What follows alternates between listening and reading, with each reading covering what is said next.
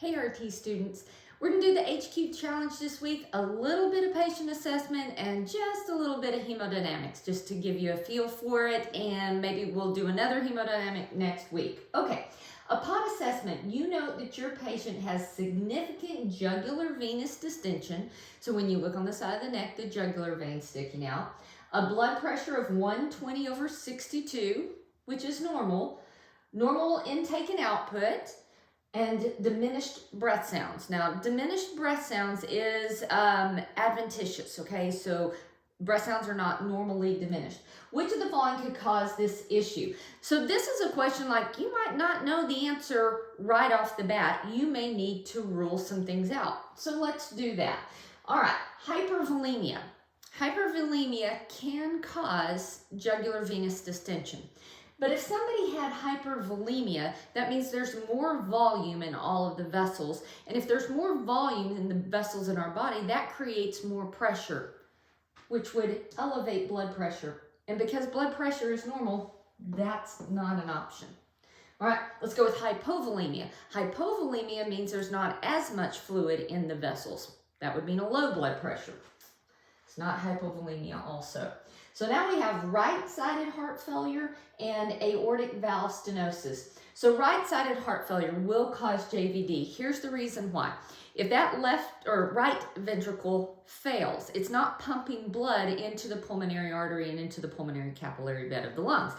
And blood starts filling up that right ventricle, and eventually the right ventricle can't hold it all, so it backs up into the right atrium, and eventually the right atrium gets full, so then it backs up to the superior vena cava, and the superior vena cava kind of gets more full of blood, and the jugular vein comes right off that vena cava.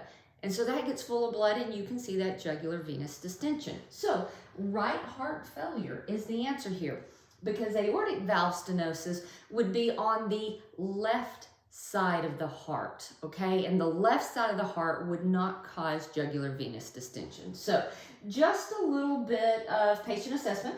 Now let's roll it into hemodynamics. That same patient, when checking the CVP transducer, okay? So we're thinking they have right ventricular failure, so somebody put in a central line and they're monitoring right atrial pressures.